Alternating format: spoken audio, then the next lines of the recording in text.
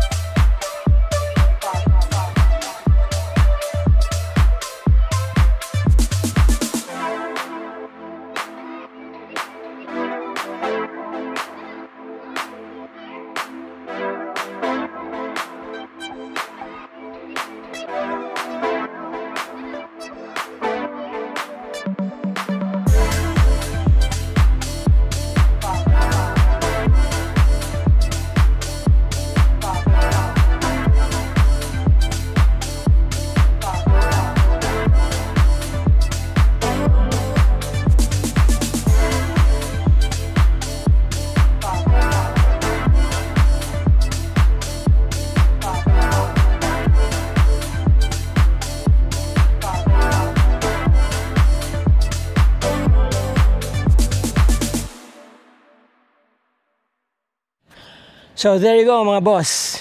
Siyempre bago tayo pumasok sa loob, tour ko muna kayo dito sa paikot po dito sa house and lot na to, no? Typically, ganyan po ang itsura ng Sage, okay? Ng kanilang model na Sage. Yan. Carport, kasya po dalawang sasakyan. Main entrance, main door. Magaganda yung mga bintana niya, no? Swing out na mga windows, okay? Uniform ang kulay nila. And then you have 180 square meters po na property. Ito. Yan. Ito yung kanyang likod. Okay, elevated mga boss, di ba?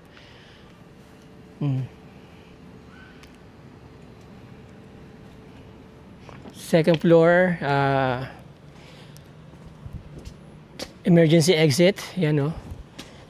Emergency hagdan. Just in case na kailangan yung lumabas for whatever emergency. Okay, so dito sa labas meron kayong lababo.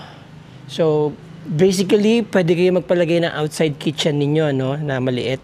Pwede nyo palagyan niya ng bubong, no, or tama. Pwede po kayo siguro magpalagay ng ano dito ng cover kung sakasakaling halimbawa makakabili kayo ng isang ganitong unit. Alright? And then, meron din siyang, yan na yung pinaka backdoor niya. Bukod dun sa kabila, meron din. Now, meron kayong maliit na garden, di ba? Yan. Na pwedeng gawin. So, may mga 1.5 meters kayo dyan. Ganon din po dito. Okay? So, coming from the carport, pwede kayong pumasok dito sa inyong diretso na sa inyong kitchen. Kitchen, dining area po yan. Now, tignan po natin yung layout sa loob ng bahay, no? So, here, meron na ring gripo na nakahanda at saka outlet. So, kapag maghuhugas kayo ng mga sasakyan ninyo, di ba? Meron na kayong pagkukunan ng tubig. Okay. So, this is your main entrance. So, this is the layout. Alright, mga boss, mga sir. I would like to remind you, may mga nakalagay po dito na hindi kasama doon sa ino-offer nila, no? This is actually just a conceptualized or parang suggestive na arrangement ninyo, no? Na pwede nyong gawin sa loob ng bahay na to. Ayan yan. So, dito, ito na ang living area ninyo. Okay? Yan, naglagay sila ng fluted wall to add more accent. Hindi po kasama yan sa standard pricing nila. Pati po itong mga panels na yan, na mga salamin, hindi po yan kasama. This is just to give you an idea of, you know, kung ano ang pwede nyong gawin sa loob ng Cedar 2-story house nila dito sa loob ng Houseland. Alright, so yan ang tiles. Gloss type, no? Mukhang high-end yung tiles, mga boss. Ito yung concept nila, ang ganda. Ang floor area po nasa 170 plus square meters ang living area, ang living floor area. Okay? Kita nyo naman kapag ka nagawa na ng accent, maganda na, no? Yun.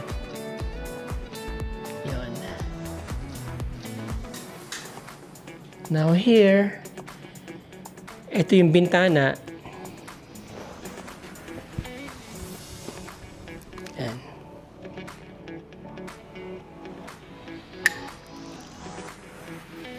Yun, oh.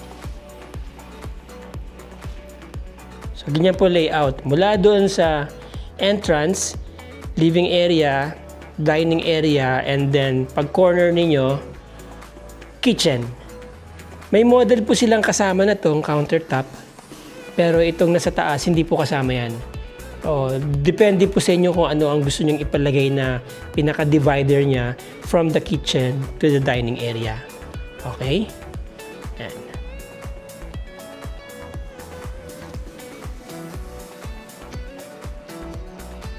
Bago tayo dito pumunta sa kaliwa, ito yung door kanina na nakita natin sa labas. Yan. Tapos, ayan po yung inyong garahe. So, halimbawa, naka-acquire po kayo ng isang property dito, kayo na po yung magpapalagay ng bakod. Depende na po yan sa inyong taste. At saka sa policy, syempre, ng subdivision. Yan. And then, dito sa baba, mga boss, mga sir. By the way, this is the countertop ng inyong kitchen, no? Granite. Tapos, yan. Doble yung lavatory. So, mayroon window dito. Maliwanag, maganda pa yung pasok ng natural light sa loob ng bahay. Ayan. Kaya kahit cozy yung ilaw ninyo, no? Kahit konti lang yung nakabukas na ilaw, maliwanag pa rin po yung loob ng bahay. Diba? Ang ganda. Okay. And then, yan po yung mga cabinetries niya. One thing na napansin ko, may aluminum dito sa ilalim mo. Diba? Ganda. Clean. So anyway, yan ang ano nito, yan ang just to give you an idea, sabi ko nga, no, this is how you would want to arrange your kitchen. Yan. Okay. Just to give you an idea ng layout, ito po yan, no. Pwede nyo pong i-screenshot. This is the ground floor. Yan. Ito po yung layout ng second floor. Okay. Yan. Alright. Bago tayo umakyat sa taas, merong powder room dito. And then, storage area. Ito sa ilalim ng hagdan. So, you have your powder room here. Let's check it out. There you go.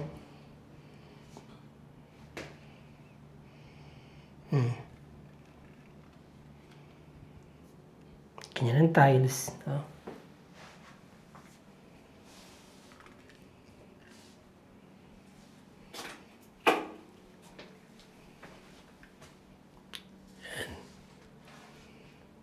Alright.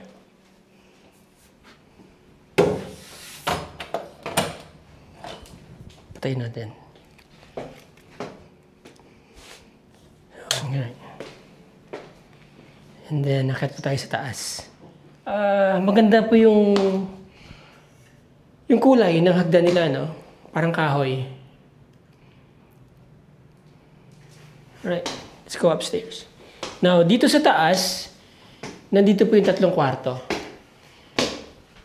On your left side is the master bedroom. Pag akyat nyo, siya may pinakamalaking room actually.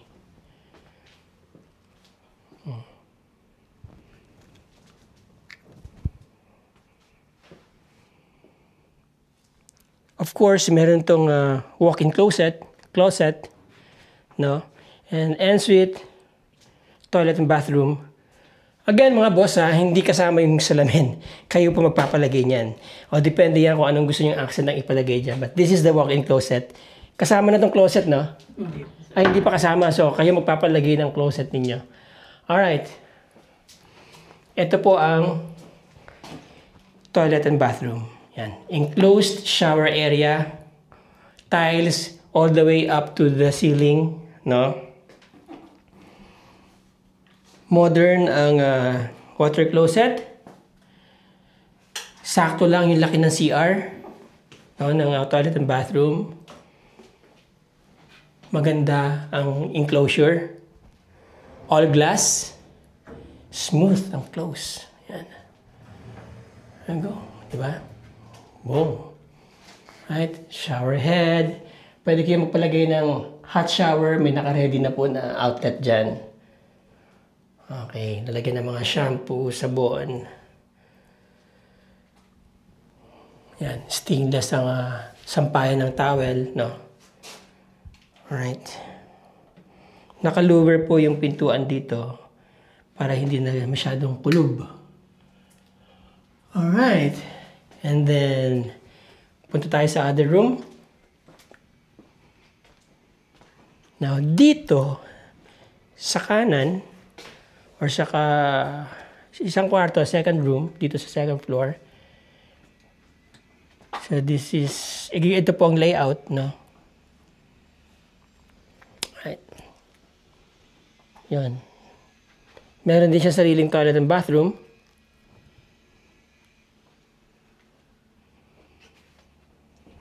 Okay. Pero hindi ganoon yung kanyang shower enclosure. No. Salamin lang. But nevertheless, ganun din. Shower head, malaki. May naka-ready na outlet. Papalagay kayo ng hot shower. And then, same toilet and bathroom. I mean, same lavatory and water closet. Alright. Meron na ring outlet dito sa gilid, oh. Yan. Alright. Okay.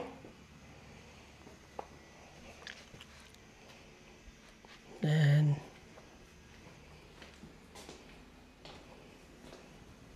third room, mga boss. Now, ito yung may magandang view kasi mas marami siyang bintana. Ano. Usually, nakaharap siya sa kalsada. Tapos may corner window kayo dito. Ayan, oh. Diba?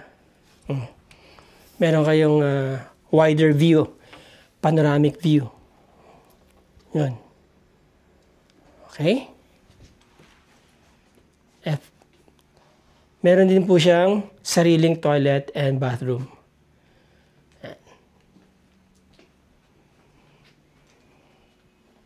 Same layout dun sa isang kwarto. Ayan. Go.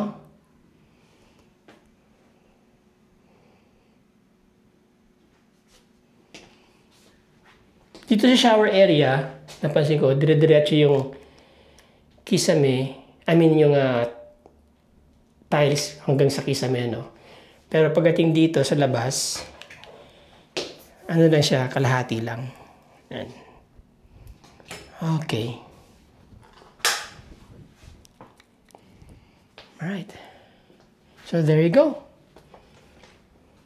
Okay mga boss, mga sir. Kung natatandaan niyo si Sir Jeff, yung kasama namin dun sa isang magandang house din sa Olongapo. Yan yung link nung kasama ko siya na in-interview ko siya doon tungkol sa bahay na binibenta.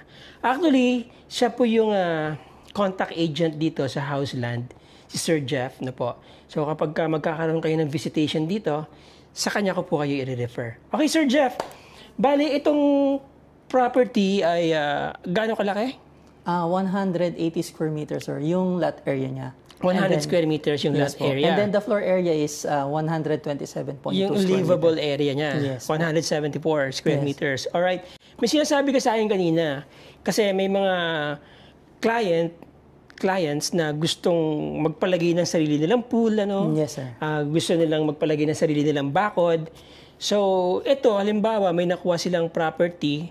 Pag corner na yung property, automatic, kanila na yung buong area na yun. Yes, sir. Pero depende pa rin po yun sa presyo na for computation kay Houseland. So, dito tayo sa basic. Let's say, itong 180 square meters na to, magkano to? This is 9.2 million. 9.2 yung ganitong Sage Yes, na po. model. Ano? So, you told me you have two kinds of Sage. Yes po. We have basic and then Basic. improve. This is the improve unit po. So, when you say improve, what do we see doon sa... Meron na po siyang tiles, then yung counter natin dun sa kitchen, and then at the same time, yung cabinet natin sa ilalim ng sink.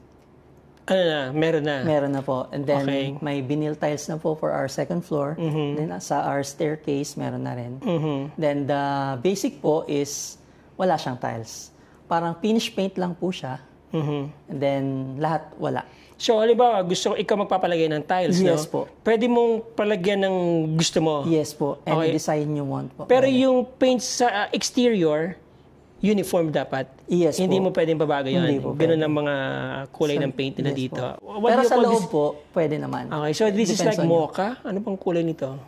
Parang mocha, no? Na Parang, touch sir, more of ano siya, pagka-cream siya, sir. cream and chocolate and coffee, no? O parang ganun. Very, very cozy, very warm and the thing. Okay.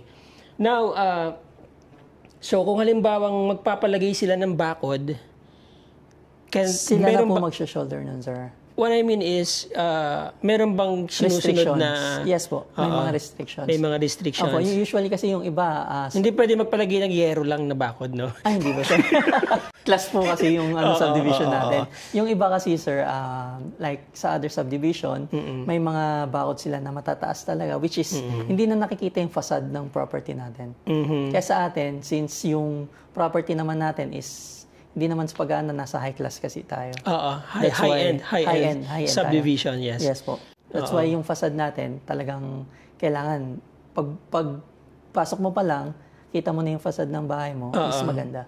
Hindi, That's why yung bakod kailangan hindi mataas. Maganda naman yung kulay dahil it blends with, yung surrounding niya kasi puro bundok eh. Yes, sir. Ang ganda, di ba? Good location talaga. At to, ang sir. ganda ng location dahil malapit ka sa Walter Mart, unang-una, Yes, malapit ka sa downtown Subic, malapit sa Olongapo. Of course, when you're near Olongapo, automatic yan, malapit ka sa Metro Manila, about 2 hours drive. From Metro Manila, nandito na kayo sa Houseland Subdivision, okay? And malapit to basically sa lahat ng essentials. And of course, very accessible. About 2 minutes walk, nandiyan na kayo sa National Highway. All right, you tell me about the amenities of this place. Sa amenities po, we have clubhouse and then swimming pool. Then we have basketball court din po. Basketball court. So, yun po. So, maabil naman yan ng mga homeowners po yan. Free of use naman po siya. Yeah, so... Pero as of now po kasi, hindi pa siya tapos. That's why wala pang homeowners dito sa atin. Kaya wala pang binabayaran Wala yearly? pa po. Usually daw kasi ang Homeowners Association, kapag 70 to 80% na ng homeowners occupied yung buong subdivision, doon pa lang po They will elect officers para i-maintain yung area. Yes po. Alright, now, in the meantime, kung wala pang ganun, are they paying yearly for... Yearly po meron eh. May binabayaran yearly, aside from mortgage na binabayaran nila? Yes po, kasi yun, sir, yung pang-maintain sa mga... Security guard, gardens, sa kalsada. Alright, so, tell me about the... Ang presyo nito ay magkano ulit? 9.2 million. 9.2 yung improve.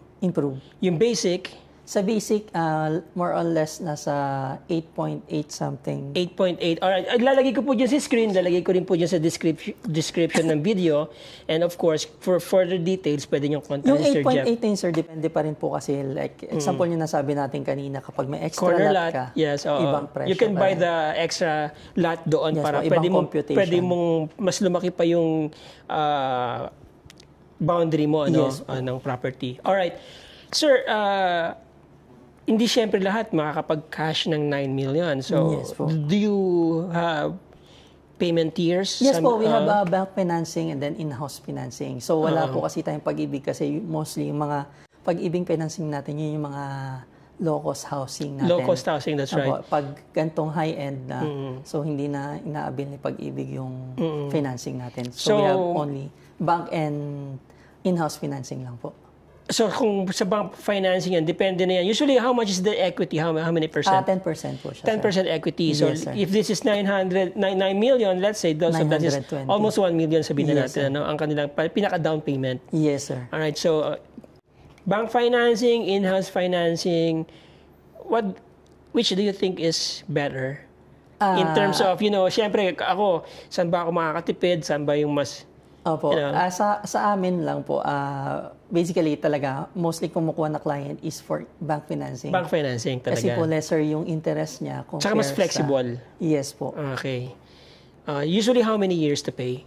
Depende pa rin kasi, sir, meron kasi tayong age bracket na tinatawag. Let's say, for example, you are 45 years old, so ma-avail mo na lang yung property natin up to 6 years old for 15 years. 15 years na lang. Yes po. So if you're in your 20s or 30s, up to 30 years. 30 years, di ba? So, yes, po. Para sa mga young professionals dyan, kasi alam mo, marami na rin nag-move out from National Capital Region dahil especially sa mga lugar na yan, bumabaha. By the way, bumabaha ba dito? Ay, hindi po, sir. Hindi. So this honestly po, may part dito sa atin sa Subic na hindi naman siya binabaha. Parang nag-stagnant lang yung tubig.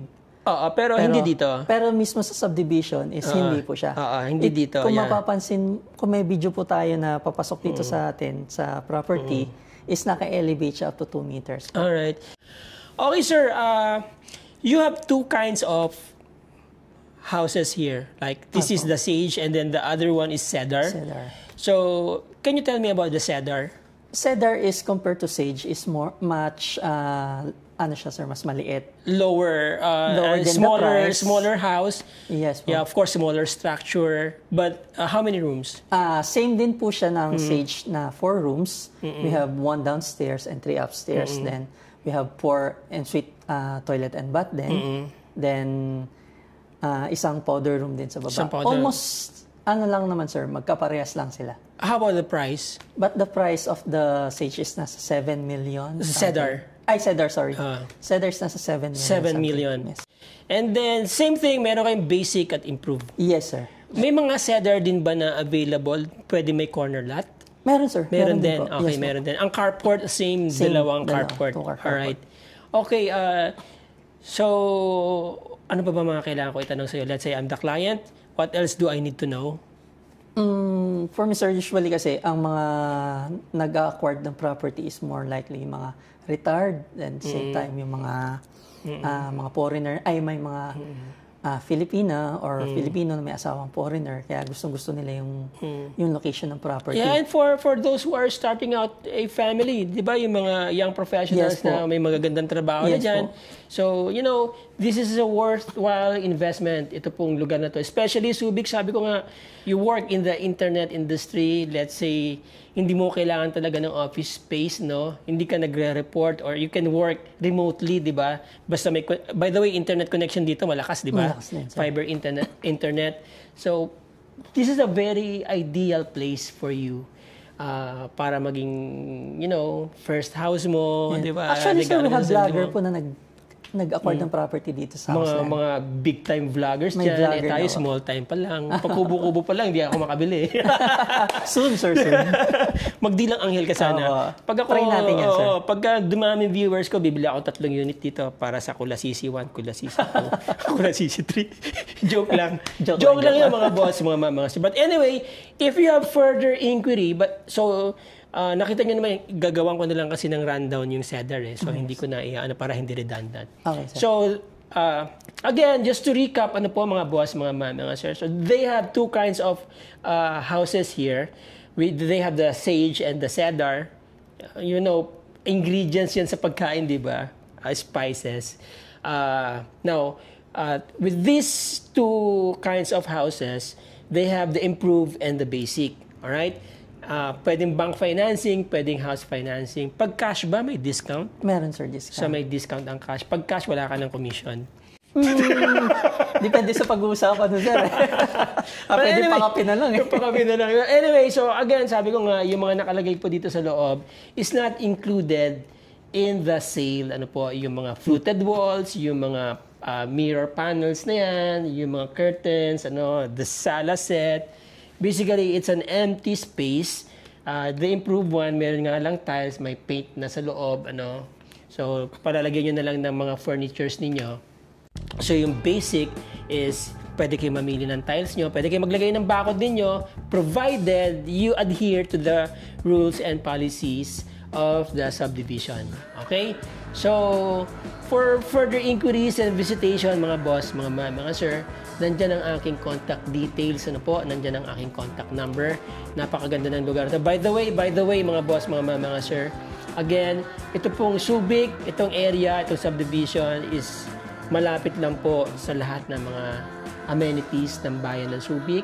Malapit kayo sa Olongapo. Malapit kayo sa mga beaches. Very ideal for your retirement house.